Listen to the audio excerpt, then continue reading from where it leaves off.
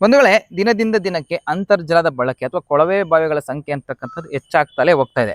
But ಅದನ್ನ ಪೂರೈಸ್ತಕ್ಕಂಥ ಅಂತರ್ಜಲವನ್ನ ಹೆಚ್ಚು ಮಾಡ್ತಕ್ಕಂಥ ಮಳೆ ಆಗಿರ್ಬೋದು ಅಥವಾ ಅಂತರ್ಜಲಕ್ಕೆ ಹೋಗ್ತಕ್ಕಂಥ ನೀರಿನ ಪ್ರಮಾಣ ಅಂತಕ್ಕಂಥದ್ದು ಮಾತ್ರ ದಿನನಿತ್ಯ ಕಡಿಮೆ ಆಗ್ತಲೇ ಬರ್ತಾ ಇದೆ. ಈಗ ಅಂತರ್ಜಲಕ್ಕೆ ಮುಖ್ಯವಾದ ಸೋರ್ಸ್ಗಳು ಅಂದ್ರೆ ಅದು ಮಳೆ, ಇನ್ನೊಂದು ಕೆರೆ ಕುಂಟೆಗಳು ಅಥವಾ ಬಾವಿಗಳು ಅಂತಕ್ಕಂಥದ್ದು. ಮುಂಚಿನಿಂದಲೂ ಭೂಮಿ ತಾಯಿ ಹೀರ್ಕೊಳ್ತಕ್ಕಂಥ ಅಂತರ್ಜಲಗಳು ಅಥವಾ ಕೆರೆ ಕುಂಟೆಗಳಿಂದ ಉತ್ಪತ್ತಿ ಆಗ್ತಕ್ಕಂಥ ಅಂತರ್ಜಲ ಇದೆಯಲ್ಲ, ಅದರ ಬಳಕೆ ಮುಂಚೆ ಇದ್ದಂತ ಕೊಳವೆ ಬಾವಿಗಳು ಸೀಮಿತ ಇದೆ. ಒಂದು ಊರಿನಲ್ಲಿ ಅಂದ್ರೆ ಒಂದು 20 ಕೊಳವೆ ಬಾವಿಗಳು ಇರ್ತಿದ್ವು, ಅದಕ್ಕೆ ಮೀಸಲಾಗಿತ್ತು ಆ ಅಂತರ್ಜಲ ಅಂತಕ್ಕಂಥದ್ದು. ಆದ್ರೆ ಈಗ 125 ಕೊಳವೆ ಬಾವಿಗಳಾಗ್ಬಿಟ್ಟಿದಾವೆ. ಬಟ್ ಅದು ಹೀರ್ಕೊಳ್ತಕ್ಕಂಥ ಅಂತರ್ಜಲ ಬರೀ 25 ಬಾವಿಗಳಿಗೆ ಅಷ್ಟೇ ಸೀಮಿತ ಆಗಿದೆ. ಹಾಗಾಗ್ಬಿಟ್ಟು ನಾವು ಆ ಅಂತರ್ಜಲವನ್ನು ಬಳಸ್ತಾ ಇರ್ತಕ್ಕಂಥ ಮನುಷ್ಯರು ಏನ್ ಮಾಡಬೇಕು, ಒಂದು ಆ ಅಂತರ್ಜಲ ಹೆಚ್ಚಾಗ್ಲಿಕ್ಕೆ ಯಾವ ಮಾರ್ಗಸೂಚಿಗಳನ್ನು ಅನುಸರಿಸಬೇಕು ಅನ್ನೋದಕ್ಕೆ, ಅಂದ್ರೆ ಬೇರೆಯವ್ರನ್ನ ದೂಷಿಸ್ತಕ್ಕಂಥದ್ದಲ್ಲ, ಗ್ರಾಮ ಪಂಚಾಯತಿ ಮಾಡಿಲ್ಲ ಅಥವಾ ಗೌರ್ಮೆಂಟ್ ಮಾಡಿಲ್ಲ ಅಂತ ಬೇರೆಯೊಬ್ಬರನ್ನ ದೂಷಿಸೋ ಬದಲು ನಾನು ನನ್ನ ಗ್ರಾಮದಲ್ಲಿ ಅಥವಾ ನನ್ನ ಮನೆಯಲ್ಲಿ ನಾನು ಏನ್ ಮಾಡಿದ್ದೀನಿ ಆ ಅಂತರ್ಜಲವನ್ನ ವೃದ್ಧಿಸ್ಕೊಳ್ಳಿಕ್ಕೆ, ನಾನೊಬ್ಬ ರೈತನಾಗಿ ನನ್ನ ಅಂತರ್ಜಲದ ವೃದ್ಧಿಗೆ ನನ್ನ ಒಂದು ಕೊಡುಗೆ ಏನು, ಒಂದು ಸಣ್ಣ ಒಂದು 0.0% ಅಷ್ಟೇ ಇರ್ಬೋದು. ಬಟ್ ಈ ರೀತಿ ಪ್ರತಿಯೊಬ್ಬರು ಆಲೋಚನೆ ಮಾಡಿದಾಗ ಅದು 100% ಯಶಸ್ವಿ ಆಗುತ್ತೆ. ಬನ್ನಿ ನನ್ನ ಒಂದು ಪ್ರಯತ್ನ ಏನು ಅಂತ ಹೇಳ್ಬಿಟ್ಟು ನಾನು ನಿಮಗೆ ತೋರಿಸ್ತೀನಿ. ಈ ಮಾರ್ಗಸೂಚಿ ನಿಮ್ಗೆ ಇಷ್ಟ ಆದಲ್ಲಿ ದಯವಿಟ್ಟು ಎಲ್ಲರೂ ಇದನ್ನು ಅನುಸರಿಸಿ ಅಂತಕ್ಕಂಥದ್ದೇ ನನ್ನ ಆಶಯ. ಬನ್ನಿ ಹಾಗಾದ್ರೆ ನನ್ನ ಮಾರ್ಗಸೂಚಿಗಳನ್ನ ನಿಮಗೆ ತೋರಿಸ್ತೀನಿ. ನೋಡಿ, ಇದು ನನ್ನ ಮನೆಯ ಇಂದಿನ ಸೂರ್ಯನ ನೀರು ಬೀಳ್ತಕ್ಕಂಥ ಜಾಗ. ಇದು ಒಂದು ಕಲೆಯ ಮೂಲಕ ಹೋಗ್ಬಿಟ್ಟು ಒಂದು ಗುಂಡಿಯಲ್ಲಿ, ನೀವೇನು ಈಗ ಇಂಗು ಗುಂಡಿಯನ್ನ ಫುಲ್ಲು ಕಾಸ್ಟ್ಲಿಯಾಗೆ ಮಾಡಿಸ್ಬೇಕು ಅಂತ ಏನೇ ಅವಶ್ಯಕತೆ ಇಲ್ಲ. ಯಾಕೆಂದ್ರೆ ಗುಂಡಿಯನ್ನ ತೆಗೆಸ್ಬಿಟ್ಟು ಅದರೊಳಗೆ ಕಲ್ಲು ಮಣ್ಣು ಎಲ್ಲ ಹಾಕ್ಬಿಟ್ಟು ಮರಳು ಹಾಕ್ಬೇಕು, ಆ ರೀತಿಯ ಅವಶ್ಯಕತೆ ಇಲ್ಲ. ನೀರು ಒಂದು ಗುಂಡಿಯಲ್ಲಿ ನಿತ್ರೂ ಸಾಕು, ಅದು ಹಿಂಗೆ ಹೋಗ್ಬೇಕು, ಅದು ಅಲ್ಲೇ ನಿಲ್ತಕ್ಕಂಥ ವ್ಯವಸ್ಥೆ ಮಾಡ್ಕೊಡಿ.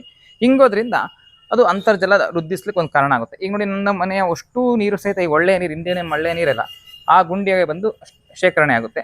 ಅದು ಮಳೆಗಾಲದಲ್ಲಿ ಆಗಿರೋ ಅಥವಾ ಬೇಸಿಗೆಗಾಲದಲ್ಲಿ ಎಲ್ಲ ನೀರು ಸಹಿತ ವೇಸ್ಟ್ ಮಾಡ್ತಕ್ಕಂಥ ನೀರುಗಳೆಲ್ಲ ಆ ಗುಂಡಿಯಲ್ಲಿ ಹೋಗಿ ಹಿಂಕೊಳ್ಳೋದ್ರಿಂದ ಅದು ಅಂತರ್ಜಲದ ವೃದ್ಧಿಗೆ ಕಾರಣ ಆಗುತ್ತೆ. ಹಾಗೆ ನೀವು ನೋಡ್ತಾ ಇರ್ಬೋದು, ಮುಂದೆ ಬನ್ನಿ. ಈಗ ತೋರಿಸ್ತಾ ಇದೇನಲ್ಲ, ಈ ಶೆಡ್ಡಿನ ಮೇಲೆ ಬಿದ್ದಂಥ ನೀರು ಸಹಿತ, ಮಳೆಯ ನೀರು ಸಹಿತ ಈಗ ತೋರಿಸಿದ್ರೆ ಅದೇ ಇಂಗು ಗುಂಡಿಗೆ ಸಹಿತ ಹೋಗಿ ತಲುಪುತ್ತೆ. ಒಂದು ಕಲೆವಿದೆ, ಆ ಕಲೆಯ ಮುಖಾಂತರವಾಗಿ ಈ ಈ ಅಡಿಕೆ ಕಣದಲ್ಲಿ ಬಿದ್ದಂಥ ಅಷ್ಟು ನೀರು ಇದೆಯಲ್ಲ, ಇದೆಲ್ಲ ಹೋಗ್ಬಿಟ್ಟು ಒಂದು ದೊಡ್ಡ ಇಂಗು ಗುಂಡಿ ಹೋಗಿದೆ. ಅದು ಆ ಗುಂಡಿಯನ್ನು ಮುಂದೆ ತೋರಿಸ್ತೀನಿ ನಿಮಗೆ. ಈಗ ಇಲ್ಲೊಂದು ನೋಡಿ, ಈ ನಮ್ಮ ಈ ಫಾರ್ಮ್ ಇದೆಯಲ್ಲ, ಅಂದ್ರೆ ದನಿಂದು ಇದು ಕೊಟ್ಟಿಗೆ, ಇದು ಆ ಶೆಡ್ಡಿನ ಮೇಲೆ ಬಿದ್ದಿದ್ದಂತು. ಮತ್ತೆ ಈ ದನಿನ ಹುಲ್ಲುಗಳ ಸಂಗ್ರಹಣ ಮಾಡ್ಲಿಕ್ಕೆ ಒಂದು ಶೆಡ್ ಮಾಡಿದ್ವಿ. ಅದಷ್ಟು ಬಂದ್ಬಿಟ್ಟು ಈ ಕಾಲುವೆ ಮುಖಾಂತರ ಈ ಒಂದು ಗುಂಡಿಗೆ ಸೇರ್ಕೊಳ್ಳುತ್ತೆ. ಇದು ಅಷ್ಟೇ ರಿಂಗ್ ಹಾಕ್ಬಿಟ್ಟು ನಾವು ಇಂಗು ಗುಂಡಿಯನ್ನು ಮಾಡಿದೀವಿ. ಅಂದ್ರೆ ಹಸು ಪಸು ಒಳಗೆ ಬಿದ್ದ್ಬಿಟ್ಟಿತ್ತು ಅಂತ ಹೇಳ್ಬಿಟ್ಟು ಈ ರೀತಿ ರಿಂಗ್ ಹಾಕ್ಬಿಟ್ಟು ಕ್ಲೋಸ್ ಮಾಡಿದೀವಿ. ಮತ್ತೆ ಇಲ್ಲಿ ಈ ಕಣದಲ್ಲಿ ಬಿದ್ದಂತ ಅಷ್ಟು ನೀರು, ಆಮೇಲೆ ಈ ಕಡೆ ಆ ಕಡೆಯಿಂದ ವೇಸ್ಟ್ ಆಗಿ ಬಂದಂತ ನೀರು, ಮೇಲಿಂದ ಬಂದಂತ ನೀರು ಎಲ್ಲದೂ ಸಹಿತ ಇಲ್ಲಿ ಬನ್ನಿ ಮುಂದೆ ತೋರಿಸ್ತೀನಿ. ಆಮೇಲೆ ನಾವು ಈ ದಿನನಿತ್ಯ ಬಳಸ್ತಕ್ಕಂಥ ಬಚ್ಚಲ ಮನೆ ನೀರಾಗಿರ್ಬೋದು ಅಥವಾ ಒಂದು ಈ ಕೈ ತೊಳ್ಕೊಂತಕ್ಕಂಥ ಸಿಂಕು ಅಥವಾ ಅಡುಗೆ ಮನೆಯ ಎಲ್ಲಾ ನೀರು ಸಹಿತ ಈ ಒಂದು ಇಂಗು ಗುಂಡಿಗೆ ಬಂದು ಬೀಳೋ ಹಾಗೆ ಮಾಡಿದೀವಿ. ಅಂದ್ರೆ ಪೈಪ್ ಲೈನ್ ಮುಖಾಂತರ ಬಂದು ಈ ಇಂಗು ಗುಂಡಿಗೆ ಒಂದು ಆಳ ಒಂದು 7-8 ಅಡಿ ಅಷ್ಟು ಆಳ ಮಾಡಿದೀವಿ. ಒಂದು 8 ರಿಂಗ್ಗಳನ್ನ ಹಾಕಿ ಮಾಡಿದ್ವಿ. ಅಂದ್ರೆ ಬೇಗ ತುಂಬ್ಕೊಂಡ್ಬಿಡುತ್ತೆ ಅನ್ನೋ ಕಾರಣಕ್ಕೋಸ್ಕರ ಅಲ್ಲೆಲ್ಲ ಸ್ವಲ್ಪ ಗ್ಯಾಪ್ ಕೊಟ್ಬಿಟ್ಟು ಹೆಚ್ಚು ನೀರು ಕುಡ್ಕೊಳ್ಳಿ ಅನ್ನೋ ಕಾರಣಕ್ಕೋಸ್ಕರ ಮಾಡಿದ್ವಿ. ಅಂದ್ರೆ ಮಳೆಗಾಲದಲ್ಲಿ ಮಾತ್ರ ತುಂಬುತ್ತೆ, ಬೇಸಿಗೆಗಾಲದಲ್ಲಿ ತುಂಬೋದಿಲ್ಲ. ಆಗ್ಲೇ ಹೇಳಿದ್ವಲ್ಲ, ಅಷ್ಟು ಮಳೆ ನೀರು ಇದೆಯಲ್ಲ, ಅಂದ್ರೆ ಆ ಅಡಕೆ ಕಣದಲ್ಲಿ ಬಿದ್ದಂತ ನೀರು ಅಥವಾ ಮೇಲಿಂದ ಫ್ಲೋ ಆಗಿ ಬಂದಂತ ನೀರು ಇದೆಯಲ್ಲ, ಅಷ್ಟು ಗುಂಟು ಈ ಇಂಗು ಗುಂಡಿಯಲ್ಲಿ ಹೋಗುತ್ತೆ. ಅಂದ್ರೆ ಇಲ್ಲಿ ಕಲ್ಲು, ತೆಂಗಿನ ನಾರು ಮತ್ತೆ ಮರಳು ಹಾಕ್ಬಿಟ್ಟು ಫುಲ್ಲು ಎಷ್ಟೇ ನೀರು ಬಂದರೂ ಬೇಗ ಹೀರ್ಕೊಳ್ಳಾಗಿ ಮಾಡಿದೀವಿ. ಇಲ್ಲಿ ಎಷ್ಟೇ ನೀರು ಬಂದರೂ ಸಹಿತ ನಿಮಗೊಂದು ಅರ್ಧ ಗಂಟೆ ಒಳಗೆ ಅಲ್ಲಿ ಡ್ರೈ ಆಗಿ ಹೋಗ್ಬಿಟ್ಟಿರುತ್ತೆ. ನಂತರ ನಾವು ನಮ್ಮ ಮನೆ ಅಥವಾ ಮುಂದಿನ ಭಾಗದಲ್ಲಿ, ಹಿಂದಿನ ಭಾಗ ತೋರಿಸಿದ್ವಿ ಇಂಗಿ ಗುಂಡಿ ಹೋಗುತ್ತೆ ಅಂತ ಹೇಳ್ಬಿಟ್ಟು, ಈ ಮುಂದಿನ ಭಾಗದಲ್ಲಿ ಬೀಳ್ತಕ್ಕಂಥ ನೀರು ಮತ್ತೆ ಈ ಮುಂದ್ಗಡೆ ಇದಾವಲ್ಲ, ಈ ಮಳಿಗೆಗಳಿದಾವೆ, ಇವು ಒಂದು ತಗಡನ್ನೇ ತುಂಬಾ ಹಾಕಿರೋದ್ರಿಂದ ಮಳೆ ನೀರು ತುಂಬಾನೇ ಪ್ರಮಾಣದಲ್ಲಿ ಬರುತ್ತೆ. ಈ ರೀತಿ ಮಳೆ ನೀರು ಬಂದಂತ ಈ ಅಷ್ಟೂನು ಒಂದು ಒಳ್ಳೆಯ ಮುಖಾಂತರ ಒಂದು ಭಾಗಕ್ಕೆ ಬರೋಂಗ್ ಮಾಡಿದೀವಿ. ಅಂದ್ರೆ ಅದ್ರ ಮೇಲೆ ಅದು ಬಿದ್ದು ಅಷ್ಟು ಒಂದು ಒಳ್ಳೆಯ ಮುಖಾಂತರ ಬಂದ್ಬಿಟ್ಟು ಈ ಪೈಪ್ ಗುಂಟ್ಲೆ ಈ ಪೈಪ್ ಒಳಗೆ ಹೋಗುತ್ತೆ, ಇನ್ಲೆಟ್ ಒಳಗೆ ಹೋಗುತ್ತೆ. ಅಂದ್ರೆ ಮೇಲಿನ ಈ ಮರದ ಎಲೆ ಅದು ಇದು ಕಸ ಬಿದ್ದಿರುತ್ತೆ, ಆಗ್ಬಿಟ್ಟು ಇದು ಅಂದ್ರೆ ಶುದ್ಧಿಸ್ಬಿಟ್ಟು ಒಳಗೆ ಹೋಗ್ಲಿ ಅಂತ ಹೇಳ್ಬಿಟ್ಟು ಆ ರೀತಿ ಜಲ್ಡಿಯನ್ನ ಒಂದು 2 ಲೇಯರ್ ಜಲ್ಡಿಯನ್ನ ಹಾಕ್ಬಿಟ್ಟಿದೀವಿ. ಈ ಕಡೆ ಶೆಡ್ಡಿಂದು ಅಷ್ಟೇ, ಇದು ಅಷ್ಟೇ ಈ ಪೈಪ್ ಕುಂಟ್ಲೆ ಬಂದ್ಬಿಟ್ಟು ಈ ಶೆಡ್ ಒಳಗೆ ಹೋಗಿ ನೋಡಿ, ಈ ಪೈಪ್ ಒಳಗೆ ಹೋಗ್ತದೆ. ಇಲ್ಲಿ ನೋಡಿ ಈ ರೀತಿ ಶುದ್ಧ ಅಂದ್ರೆ ಎಲೆ ಪಲೆ ಎಲ್ಲ ಇಲ್ಲೇ ಪ್ಯೂರಿಫಿಕೇಶನ್ ಆಗ್ಬಿಟ್ಟು ಈ ವಾಲ್ ಹತ್ರ ಹೋಗುತ್ತೆ. ಈ ವಾಲನ್ನು ಆನ್ ಮಾಡಿದ್ರೆ ಒಳಗೆ ಒಂದು ಬಾವಿ ಇದೆ, ನಮ್ದು ಮುಂಚಿಂದನೂ ಬಾವಿ ಇತ್ತು ಇಲ್ಲಿ ಈ ಮೂಲೆಯಲ್ಲಿ, ಈ ಬಾವಿಗೆ ಹೋಗುತ್ತೆ. ಅಕಸ್ಮಾತ್ ಬಾವಿ ತುಂಬಿಟ್ಟಿತ್ತು ಅಂತ ಒಂದು ಮುಂಜಾಗ್ರತಾ ಕ್ರಮವಾಗಿ ಈ ರೀತಿ ಒಂದು ವಾಲ್ ಸಿಸ್ಟಮ್ ಮಾಡಿದೀವಿ. ಈ ವಾಲನ್ನು ನಾವೇನಾದ್ರೂ ಕಟ್ ಮಾಡಿದ್ರೆ ಅದು ವಾಪಸ್ ಚರಂಡಿಗೆ ಫ್ಲೋ ಆಗುತ್ತೆ. ಅಂದ್ರೆ ತುಂಬಾ ಮಳೆ ಆಗ್ಬಿಟ್ರೆ ಅಂತ. ಬಟ್ ಇವತ್ತಿನವರೆಗೂ ತುಂಬಿಲ್ಲ, ಎಷ್ಟೇ ಮಳೆ ಬಂದರೂ ಸಹಿತ. ಬಟ್ ಮುಂದಕ್ಕೆ ಯಾವತ್ತಾದ್ರೂ ತುಂಬಿದ್ರೆ ಅನ್ನೋ ಒಂದು ಕಾರಣಕ್ಕೋಸ್ಕರ ಈ ರೀತಿ ನಾವು ಹೊರಗೆ ಒಂದು ವಾಲ್ ಕಟ್ ಮಾಡಿದ್ರೆ ಹೊರಗೆ ಹೋಗ್ಲಿಕ್ಕೆ ಒಂದು ವ್ಯವಸ್ಥೆಯನ್ನ ಮಾಡಿದೀವಿ.